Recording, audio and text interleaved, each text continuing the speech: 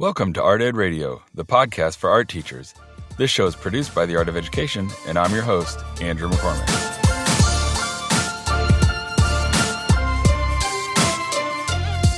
In today's episode, we're going to tackle what I'm going to assume is everyone's least favorite part of being an art teacher, the grading nightmare.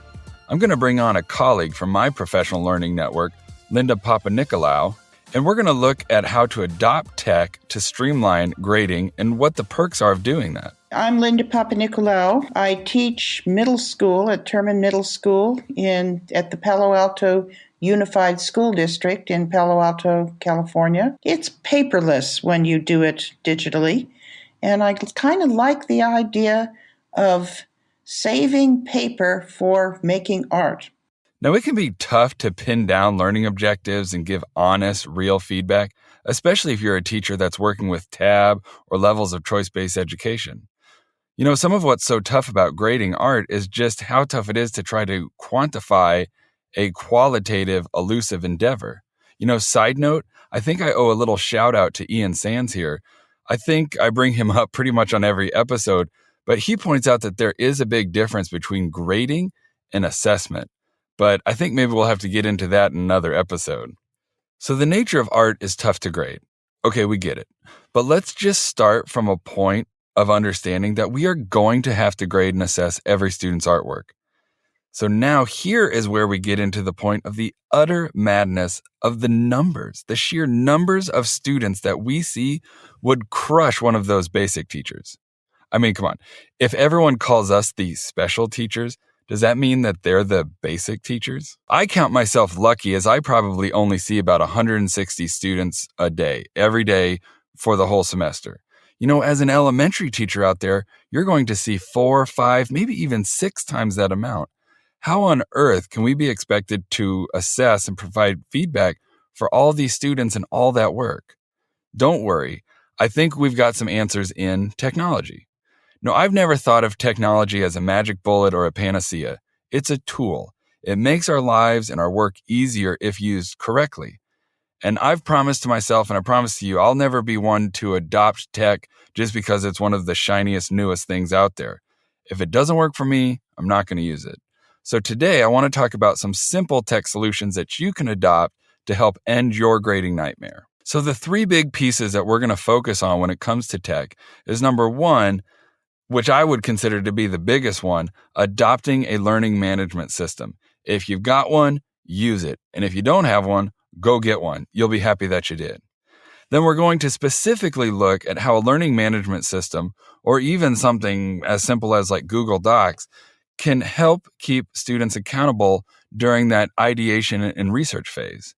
And finally, we'll discuss how using tech actually allows you to get students writing and talking and critiquing artwork in a way that is digitally visible and achievable and accountable. I'm not shy about how much I love my learning management system, Schoology. When I adopted this LMS, learning management system, a whole new slew of opportunities opened up for me. I spent less time working on rubrics that my students really didn't care about. You know, we all know how that works. Your students hand in the artwork on Friday. It takes you a while to scribble some quick, and in my case, unintelligible notes on the rubric. You give it back to them, and they don't care anymore. They've already mentally moved on, and they're just not into that project anymore. So I spend way less time doing that stuff and doing the stuff that really matters. You know, back to those rubrics, I used to have kids look at the rubrics, and right in front of me, they would just throw them away. You know, not to mention what they might even do to the artwork. Now, I don't see this as an indictment of their work or that student or even the project. I get it. They were just done with the project. Now the work goes home right away. And I think the kids really like that. You know, they get to take it home while it's still really fresh and they're really proud of it. And the best thing, like I said, I spend less time creating rubrics and chasing down students to actually confirm whether they turned it in or not.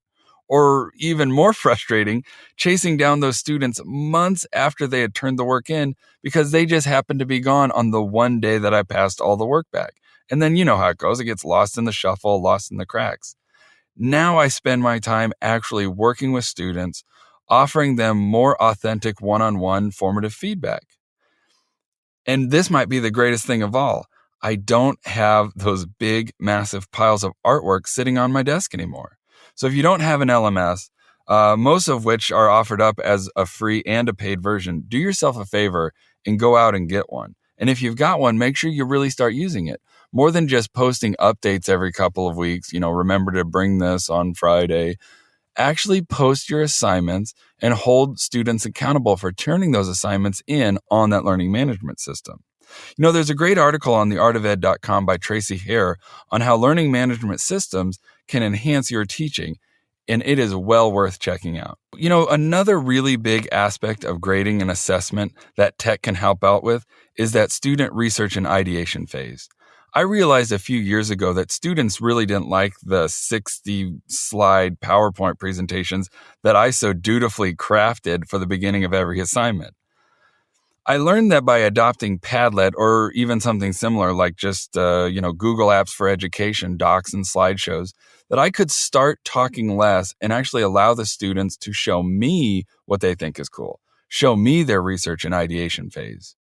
If you haven't used Padlet before, it's awesome. It's free to use and it's super collaborative. I tell people who are new to it, it's like Pinterest meets a big collaborative Google slide presentation. I love that I can embed my Padlet pages anywhere I want. Of course, I embed it into my Schoology courses so that students can show their inspirations and their ideas. And best yet, I can then assess and hold students accountable that they actually did this. Along the same lines, I've always had students make sketches, and I would always say, I want to see your sketches, show me the best 2 or 3 ideas before I want you to start. And again, that's best practices. We say we do that, but then we all know what happens. The lead students, the students that get done with things fastest, they get those sketches done first. They turn them into you, they show them to you, and then they're off and running. And then you're elbow deep in clay. You're not holding the other students accountable for their sketches. You're just like, yeah, get going. Now, with a learning management system, you can still hold those students accountable because they've still got to turn their sketches in. It's awesome. Tracy Hare has another great article on theartofed.com. We must be like kindred spirits or something when it comes to assessment and tech adoption. On Pear Deck is what she wrote about, which in some ways it's kind of like Padlet, but it goes above and beyond. It's kind of like an interactive slide presentation where students can add comments, add drawings, kind of go at their own pace. And the cool thing is that teachers can even use Pear Deck as a collaborative class drawing tool and as a platform for offering up feedback. It sounds really great and a really great way to offer up, a platform for students to have that research, show their research, and then also as a teacher, hold them accountable for it. All right, so finally, I want to talk just a little bit about how some tech solutions can help us actually get our students writing, critiquing, and talking about artwork, which is so, so important. About 6 months ago, I wrote an article for The Art of Ed called A Quick and Easy Way to Get Students Writing About Art. And in this article, I outline how I've been able to use my learning management system to have students weekly show me artwork by contemporary artists that they like, and then also write about it. Now, here's the really cool thing. I was able to create and duplicate rubrics that tied this writing activity into the National Core Art Standards, which is really excellent. Now, I couldn't have done this without my learning management system. When I think about the volume and the storage of all that writing, about 35 students, one writing per week, that would have just been maddening without a learning management system. We all know that writing and talking about artwork is so critically important, and adopting tech has made this easier and way more manageable. Another really cool thing that I've been able to do with my learning management system is having my students create portfolios of all their work throughout the entire semester. I then require my students to upload a link of their portfolio to a discussion board, and each student has to comment on 2 additional classmates' portfolios. Now, again, we could have done this before the age of tech adoption, but this is so much more visible. It holds students so much more accountable, and it's just easier on my end. Now, when I do this, I use the tag method. The students doing the critiquing have to tell the artist something, ask them a question, and give them some advice. So tag, TAG. This level of reflection and critiquing just really wouldn't have been possible without tech adoption. So if you end up not using a learning management system, which is really the way that I think everyone ought to be going, there's so many other things out there. Google Docs, VoiceThread, Erasma, Flickr, Artzonia, that would work for getting our students thinking and writing about artwork, and that benefits everyone. And using technology makes all of this manageable, and it does hold our students accountable. The thing that I really like about this, before when I would have students critique or talk or write about artwork, that stuff would just kind of evaporate either into the garbage can or into the bottom of a backpack. Well, now I have a digital archive or a digital record of these critiques, these discussions, these writings that I can show administrators or parents to show the sort of thinking and learning that's going on in my classroom. That's win-win. So if you're battling the grading nightmare right now and would like some real opportunities to learn even more tips and tricks on grading artwork, do yourself a favor and check out the Art of Ed's course, Assessment in Art Education. Now, whether you need grad credits or some continuing ed units, or just want to polish up on your grading skills, I think you'll really dig AOE's assessment course.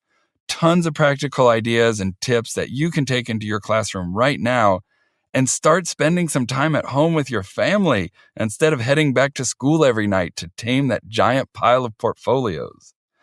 Assessment is a 3-credit class, and it starts at the first of every month. So head on over to theartofed.com and click on the Courses tab. So now, let's get Linda in here to help me end this grading nightmare.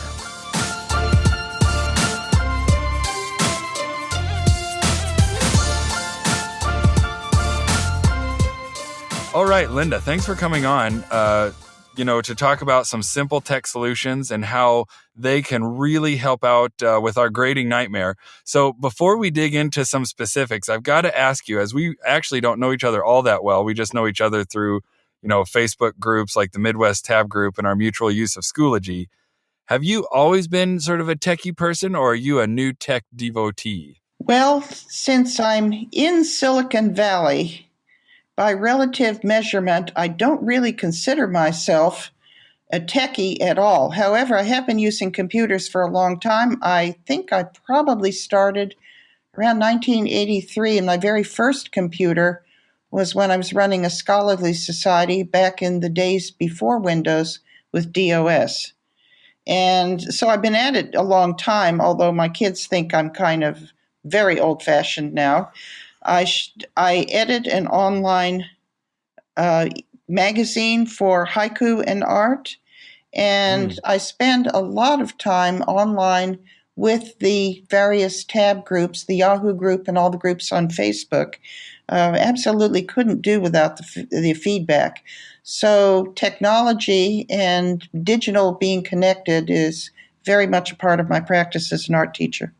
Yeah, that's fantastic. I've been thinking about that a lot lately as, some of our podcast shows have been a little bit critical of Pinterest and how easy it is for students and teachers just to steal things from Pinterest and it lacks originality. But I can't imagine being a brand new teacher now without Pinterest and without Twitter and PLNs and Facebook groups. I don't know how I did it. I don't know how other people did it. You kind of it would have been easy to feel isolated back then before kind of building your PLNs and all that. So yeah, it's definitely awesome.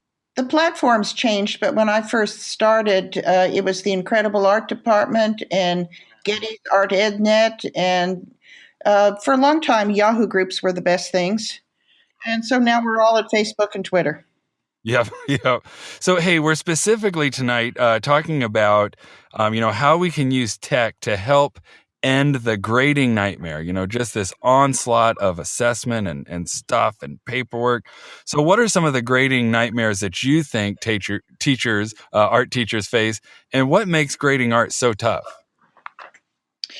Well, I would say the toughest part is because, I know some art teachers use textbooks, and some art teachers have district assessments that are multiple choice. I've heard them talking about it, but I don't.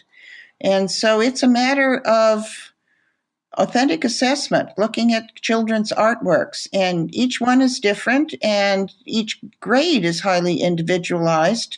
I can't take advantage of quizzes that will give me Scantron answers. And so I remember when I first started My mentor teacher, I saw her at the end of the semester sitting in her classroom late in the evening when the kids had gone, and she had piles of portfolios on every table. Yeah, and I think of this a tidal wave of paperwork and portfolios and assessments and binders and self critiques and self assessments that you give back to the kids, and it can become overwhelming, just the volume of it all. So I stated earlier that we kind of know each other a little bit through our use of Schoology, a learning management system, which I totally love. But there really are a bunch of different learning management systems out there. And, we don't want to turn this into just a plug for them, but even though we could, since you've adopted a learning management system, what do you think has been the biggest benefit for you on taming that grading nightmare, that difficult grading task that we have as teachers?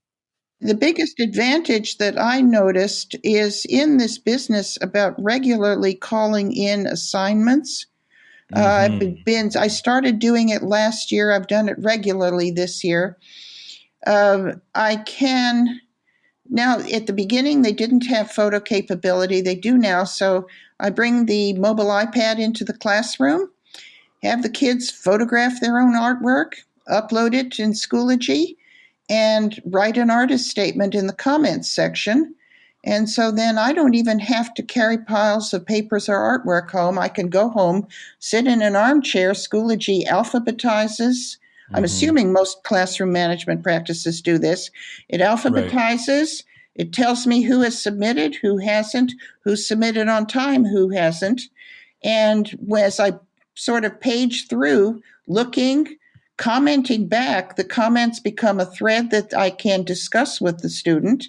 hmm And with a click of the button, the grading rubric and the gradebook is right there. hmm And it has just made it so much better giving them feedback and getting a conversation going with them.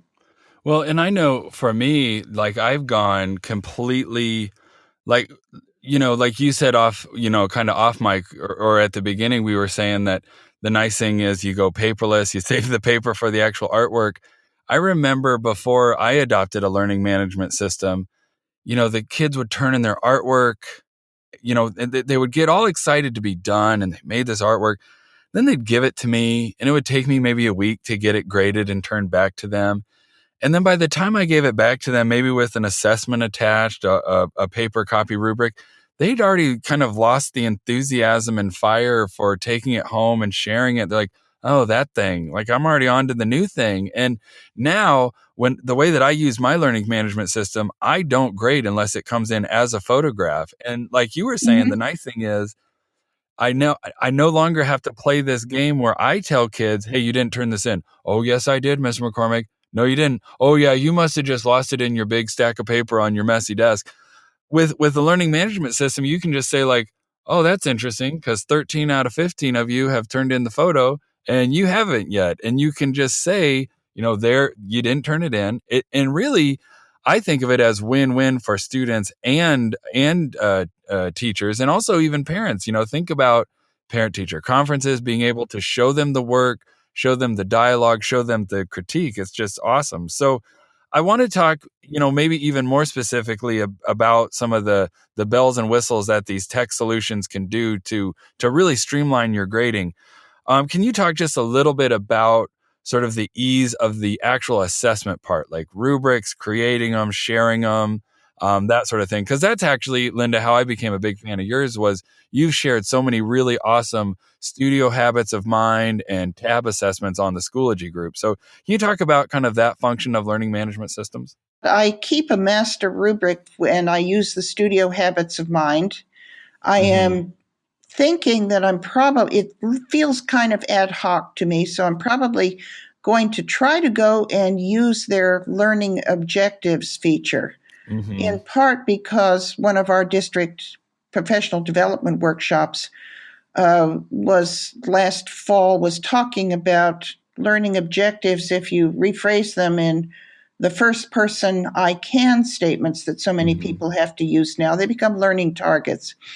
And so you can write your own and in kid friendly language. And I thinking probably I'm going to try to put the studio habits of mind into learning objectives and see how that works. I'm still, for me, Schoology is still, and the whole business of digital management of assessment, I'm a learner in this very much. Well, and I think that's great though, because, I've been talking to some people about a similar idea, which is like, the more you know and the more you learn, the more you're willing to say that you don't know much. Like, I'm always a little bit skeptical of the teachers out there who say, I've got it all figured out. And I've figured it out. I think that's great to see the evolution of things. I mean, I'm on a rubric in my learning management system that I originally called new and improved. And then I called it newer and improved. And now I'm on the newest and improvest because I keep finding, ways that it could be better or it's not quite right. And I think that shows that we're using tech to be more authentic with our assessment and also be really reflective on it. So, Linda, we've been talking like really some specific things like making rubrics and sharing them. You're out in California and I've been able to look at some of your rubrics and kind of copy them and emulate them and change them. I want to switch gears just a little bit and think about how people can use tech solutions. Now, maybe this isn't even a learning management system. Maybe this is something like, Padlet or Google slide presentations. That idea of brainstorming and ideation and where do ideas come from? And then even, on the teacher side of that, how do we hold kids accountable for their sketching and their research and their thinking, not their finished product, but the process of getting there? Have you had some experience using tech in the sort of ideation and sketching and the process part of students' research? Well, in fact, yes, and Schoology again is right in there. What I did was to call for a wow, that wonderful original work of art. Step one would be simply to have the student look through his or her sketchbook for an idea, because we've had many sketchbook exercises, warm up prompts, things like that. Find an idea or come up with something that you would like to do for a very extended wow and one that you'll be living with for a couple of weeks at least. And then do a proposal. And that would be just submitted as a Word assignment, coming up as a submitted assignment in Schoology. I'll attach a fairly simple small rubric, just writing. This one be pretty simple, telling what you plan to do, which center you plan to use. Mm-hmm. I could go either way, just simply a proposal, or say, take a photograph of your original drawing that you plan to use. And then flesh out the larger proposal, including various things and, step by step. Last semester I did it step by step so that they could not just sort of read quickly and skip over things. I had them talk about things that you feel that you need to learn. Each step of this comes in as a separate assignment. So when I did, and then one day I taught thumbnails. This is an art technique that artists use. Take your original design. Here's how you do a thumbnail. You're planning a larger composition. Do at least 3, trying different ideas. Mm-hmm. And then circle the one that you think you're planning on using. Just take a quick iPad shot of that, upload that, tell me a little bit about it. And then you give them time to do it. And then at the end, okay, now photograph and upload your final wow, write me an artist statement. And, that's what I really, really like about Schoology, and any learning management system is going to do this. I think, the initial payoff is like, wow, I don't have to collect work anymore.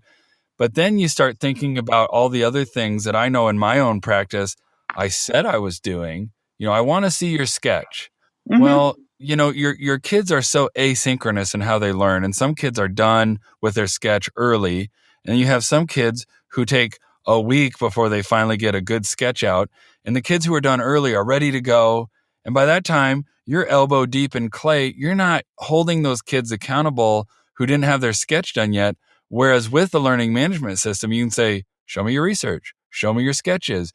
And you have a way to track that stuff. Whereas before, for me anyway, it was a nightmare. It was untrackable that I couldn't hold kids accountable. And, as you're describing what you're doing with that and how they show their research and the evolution of ideas, I think that's just fantastic. I wanted to say, it's so funny to me, you know, I've really enjoyed, we're kind of getting back to the beginning here, talking about tab teachers and, for all the sort of, I think misconception that people have of people who do tab and choice, that it's just, a free for all. I find that tab people and choice-based people are really, really interested and thoughtful when it comes to assessment and how we show the whole process. And I think that's how you can have something that is both loose and also be assessed, and give students feedback about the process. So I just think this whole group of tab and assessment people are really fantastic. And I think they're some of the early adopters of tech, because otherwise grading is a nightmare because all the work is so different. And, what are you going to grade it on? So, yeah, because we grade so much on the process and the things that don't show up in the class, in the work itself. Okay. So Linda, let's bring this full circle. We've talked a little bit about, how kids use tech and how teachers use tech to do the research and the ideation and give accountability and feedback. There's people out there right now listening to the podcast. Could you give one or two concrete strategies and tech solutions to help this person who's buried in a big old pile of paperwork, something that they could adopt right now that would help them kind of get on top of their grading nightmare? The one tip that I would recommend would be something that we tell newcomers to tab all the time. It's those artist statements. Mm-hmm. Mm-hmm. Having the kids type them out and upload them gives you files, preserves them, attached maybe to pictures of the artwork, but at any rate, they're there in the classroom management system where you can access them for grading, but also they are there where you can copy, paste, attach them to gallery labels. If you have piles of artwork that you're preparing for the show, the classroom management system, if you have preserved artist statements, you can copy them into the label and bring the kid's voice to life in your art show. And that is such a really good tip, because I know, with the big art shows at the end of the year, it's great to get all the students' artist statements, and that can become a nightmare holding on to all those, especially I think of our elementary teachers out there. You're absolutely right to have a Google Doc or a presentation or a Google folder, all the free apps out there, and even Artsonia. I mean, there's so many options that people can create those living, breathing digital documentations to really get on top of the grading nightmare and that just wave of paperwork. Well, hey, Linda, thank you so much for coming on tonight. I really appreciate it. And thank you for sharing your expertise. And thank you for sharing all those wonderful, wonderful rubrics in Schoology with me. Okay, my pleasure, Andrew, and it was enjoyable talking to you. Yeah, thanks, Linda. Bye. Bye. It's great to be able to use tech to connect with teachers like Linda. I can't even remember how I did it as a new teacher before the widespread use of social media and building those PLNs, and not even to mention learning management systems.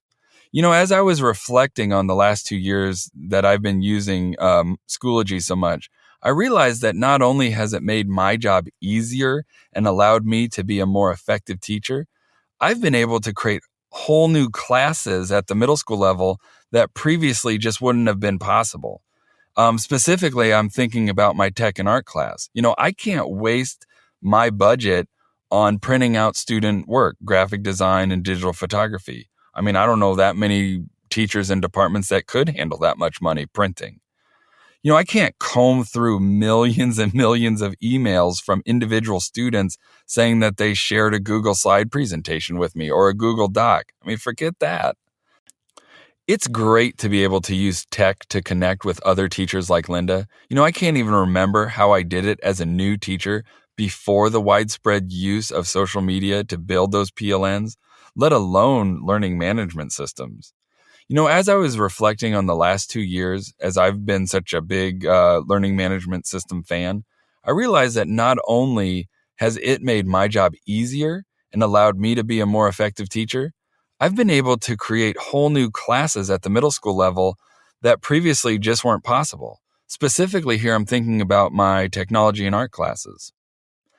I can't waste my budget money on printing out student artwork. I mean, who can? Who's got the money for that?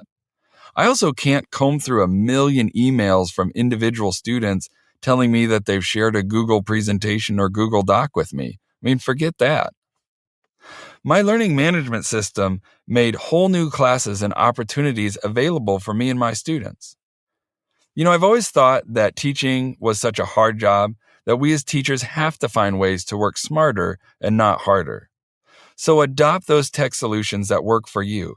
There are so many ideas and platforms and exemplar teachers out there that will help you tame and end your grading nightmare.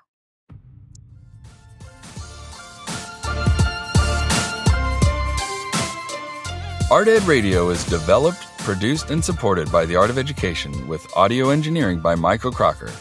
If you want to support the show and enjoy what we're doing, please subscribe on iTunes, leave some comments, and write a review. That really does help us reach even more awesome listeners. You guys are totally awesome. We especially enjoy and appreciate those 5-star reviews. New episodes of Art Ed Radio will be released every Tuesday, and additional content can be found under the podcast tab on theartofed.com. All right, thanks for listening, guys.